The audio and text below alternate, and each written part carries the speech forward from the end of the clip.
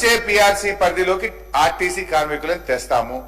మూడవది, రాష్ట్ర ప్రభుత్వ ఉద్యోగులతో సమానంగా వసతులు సదుపాయాలు కల్పిస్తాము. నాలుగో హామీ, ఆర్టీసీలో యూనియన్ పునరుద్ధరిస్తాము. సరే, ఈ మాటలు నమ్మి కార్మికులంతా కూడా మీకు ఓట్లేశారు, మీ ప్రభుత్వం అధికారంలో రావడానికి ప్రయత్నం చేశారు. నేను కొత్త ఏం చెప్తలేను, మీ మేనిఫెస్టోలో చెప్పిన విషయాలే చెప్తున్నాను. ఇందులో ఏ ఒక్కటన్నా అమలు చేశారా? కనీసం అమలుకు సంబంధించిన కార్యాచరణ ఏమైనా ప్రారంభమైందా? ఎప్పటిలోగా చేస్తారో గౌరవనీయులైనటువంటి మంత్రి గారు చెప్పాలని చెప్పి మీ ద్వారా వారిని కోరుతా ఉన్నాను.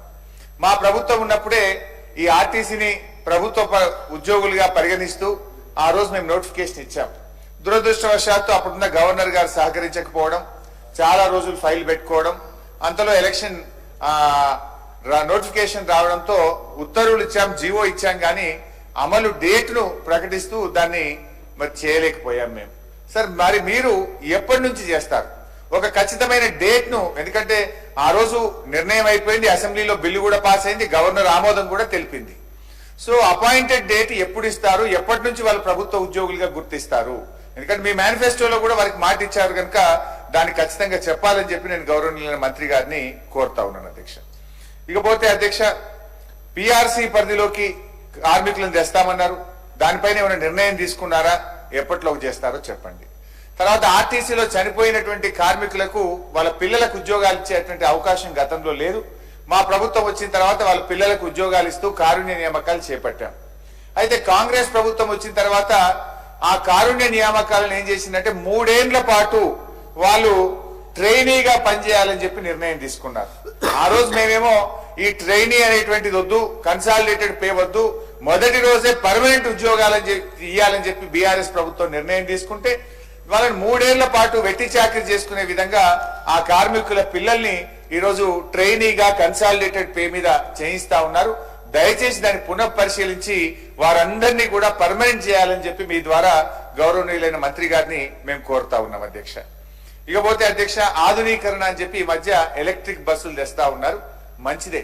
కానీ ఆధునీకరణ పేరిట మొత్తం ప్రైవేటీకరణ జరుగుతా ఉంది. ఒక్కొక్క డిపోను పూర్తిగా ప్రైవేట్ కంపెనీలకు అప్పచెప్తా ఉన్నారు. హైదరాబాద్ లో అప్పచెప్పారు, కరీంనగర్ లో ఒక డిపోని ఇచ్చారు, ఇంకా వరంగల్లో ఇస్తున్నట్టుగా ఆన్సర్లు ఇస్తే కానీ ఒక రాంగ్ ప్రచారం.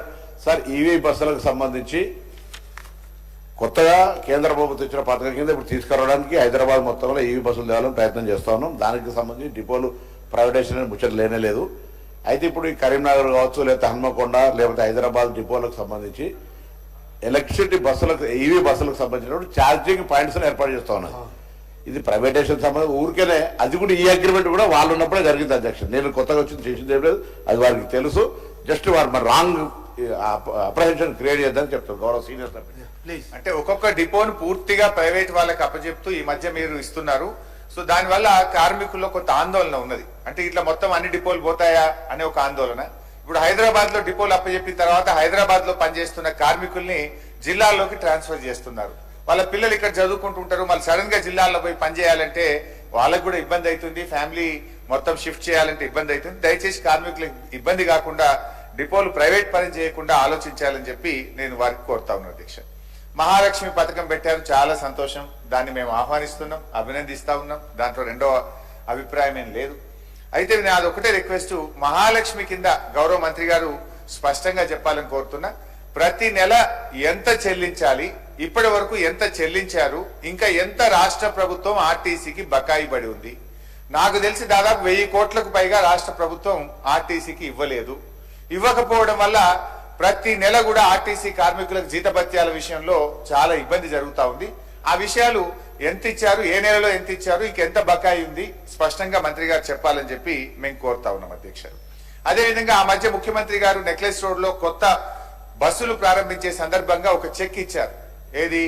కార్మికులకు పిఆర్సీ ఇచ్చే, వేరియర్స్ ఇచ్చే విషయంలో మీకు ఈ రోజే చెక్ ఇస్తున్నానని ముఖ్యమంత్రి గారు చెక్ ఇచ్చారు. ఆ చెక్కు ఈ రోజు వరకు కూడా పాస్ కాలేదు. ఆ చెక్కుగానే ఉందనేది నా అభిప్రాయం. అయితే చెక్ అయితే పాస్ కాలేదు. మీరు ఆర్టీసీ ఉద్యోగుల యొక్క వాళ్ళ సేవింగ్స్ డబ్బులు గాని, సొసైటీ డబ్బులు గాని, వివిధ డబ్బుల నుంచి కార్మికులకు డబ్బులు ఇచ్చారు తప్ప ముఖ్యమంత్రి గారు ఇచ్చే చెక్ అయితే పాస్ కాలేదనేది నాకున్న సమాచారం. పాస్ అయితే పాస్ అయిందా, ఎప్పుడు పాస్ అయిందో మంత్రి గారు సమాధానం చెప్పాలని నేను కోరుతా ఉన్నా. ఇకపోతే అధ్యక్ష, మొన్న ఈ మధ్య బడ్జెట్ ప్రసంగంలో కూడా ఆర్టీసీని $1 బిలియన్ కార్పొరేషన్ చేస్తామని చెప్పి హామీ ఇచ్చారు. చాలా సంతోషం, మీరు చేయాలని కూడా మేము కోరుకుంటా ఉన్నాం. కానీ ఆ ప్రాసెస్ లో కార్మికులకు ఇచ్చిన హామీలు కూడా అమలు చేయండి, కార్మికులకు కూడా న్యాయం చేయండి. నిర్లక్ష్యం చేసి ఆర్టీసీ కార్మికుల భవిష్యత్తును, ఆర్టీసీ భవిష్యత్తును $1 మిలియన్ ప్రశ్నగా చేయొద్దని చెప్పి కొన్నమన్న బాధపడ్డారు సార్, ఎవరు మాట్లాడలేదు సార్. Just 2 minutes sir. ఇకపోతే అధ్యక్ష, బస్సులు సరే, మహాలక్ష్మి వచ్చిన తర్వాత ట్రాఫిక్ పెరిగింది, ఓఆర్ పెరిగింది, కానీ విద్యార్థులకు చాలా ఇబ్బంది అవుతా ఉంది. విద్యార్థులకు ప్రయాణికుల సంఖ్య అనుగుణంగా కొత్త బస్సులు పెంచండి. ఫుట్బోర్డ్ చేస్తా ఉన్నారు, బస్సు పైన ఎక్కి ప్రయాణం చేస్తా ఉన్నారు. మీరు కొంచెం ఆలోచించి కొత్త బస్సులు కొనే విధంగా, బస్సుల సంఖ్య పెంచే విధంగా ప్రయత్నం చేయండి. గతంలో బీఆర్ఎస్ ప్రభుత్వం ఉన్నప్పుడు కూడా ఏడాదికి 1500 కోట్ల రూపాయలు బడ్జెట్ లో పెట్టి గ్రాంట్ గా ఆర్టీసీకి ఇచ్చేవాళ్ళం. ఆర్టీసీని కాపాడాలని ఎవ్రీ ఇయర్ 1500 crores పెట్టి గ్రాంట్ గా మేము ఇవ్వడం జరిగింది. అట్లే దివ్యాంగులు, విద్యార్థులు, జర్నలిస్టులు, ఉద్యోగులకు ఇచ్చే రాయితీ కూడా ప్రభుత్వం నుంచి విడుదల గాక ఆర్టీసీ ఇబ్బంది పడతా ఉంది. అవి విడుదలైనయా? బస్ పాస్లది కాలేదా? ఎంత డ్యూ ఉందో కూడా చెప్పాలని కోరుతా ఉన్నాం.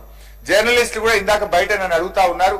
ఇంతకు ముందు జర్నలిస్టులకు ఆర్టీసీలో ప్రయాణం చేసేటప్పుడు 1/3 టికెట్ మాత్రమే తీసుకునేవాళ్ళు. ఈ మధ్య ఏదో 2/3 టికెట్ తీసుకుంటున్నారు. రిజర్వేషన్ చేసేటప్పుడు కూడా ఆప్షన్ లో కూడా 2/3 అని చూపిస్తా ఉంది రిజర్వేషన్ లో అని చెప్పి జర్నలిస్టులు నా దృష్టికి తెచ్చారు.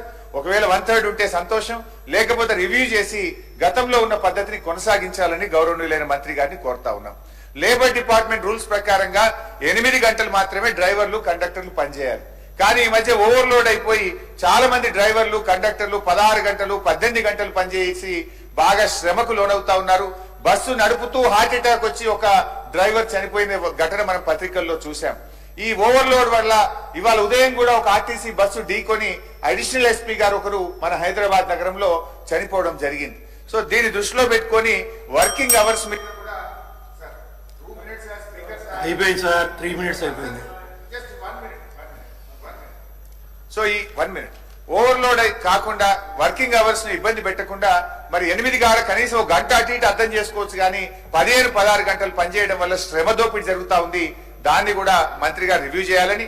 లాస్ట్ సార్, ఆటో కార్మికులకు 12,000 రూపాయలు ప్రతి సంవత్సరం ఇస్తామని మీరు బడ్జెట్ లో పెట్టారు, మీ మేనిఫెస్టోలో పెట్టారు.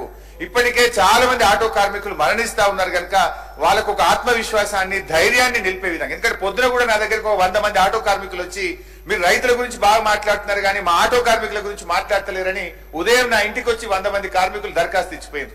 సో దయచేసి నేను మంత్రి గారిని కోరుతా ఉన్నా, ఆ 12,000 రూపాయలు ప్రతి ఏటా ఆటో కార్మికులకు ఇచ్చే పథకాన్ని తక్షణమే ప్రారంభించి. Discussion on demands for grant for 25-26 is completed. Now the concerned ministers will give the reply on demands for grants. I request the Honorable Minister for the Health and Medical to give reply to the demands for the grants, medical and health.